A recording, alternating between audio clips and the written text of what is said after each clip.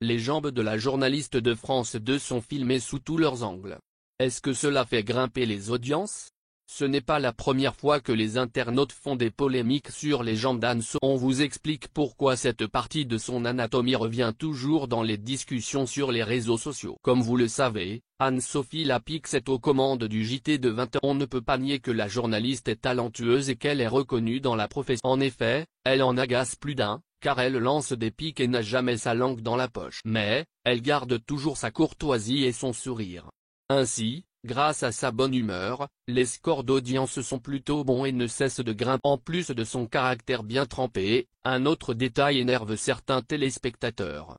Ce sont ses jambes. On vous explique. Anne-Sophie Lapix, reconnue dans le milieu du journalisme. Avant d'être présentatrice du JT de 20h de France 2, Anne-Sophie Lapix a pu faire ses remous dans plusieurs émissions d'info. Elle a toujours réussi à faire ses preuves. Ainsi, elle est reconnue par son milieu et a trouvé ses fans. En plus, son visage est toujours souriant et rayonnant. Pour rappel, Anne-Sophie Lapix a animé le programme de Ensuite, elle n'a pas arrêté d'enchaîner les expériences à la télévision.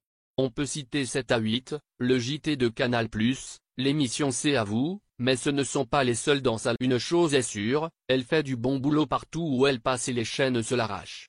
Elle est peut-être la journaliste préférée de certains Français, mais d'autres non. Quand on est très médiatisé, on ne peut pas plaire à tout le monde, c'est l'évidence. Anne-Sophie Lapix absente du JT, les audiences en baisse. En tout cas, elle a pu reprendre les commandes du JT après les 16 années de David Pujada. Elle faisait déjà partie du décor et les Français l'ont tout de suite adoptée, au vu des chiffres d'audience. À sa première présentation, elle a fait un record dans les scores.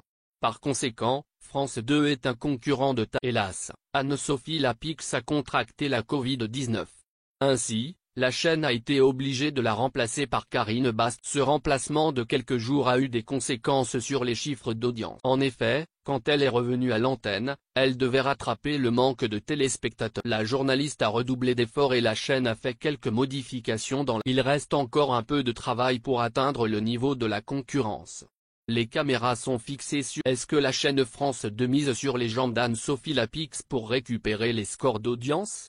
En effet, les caméras sont un peu trop rivées sur cette partie selon les internautes qui n'hésitent pas à le faire savoir sur les réseaux. Contrairement à David Pujada, la présentatrice de 49 ans se met debout régulièrement. De quoi permettre de montrer sa jolie silhouette.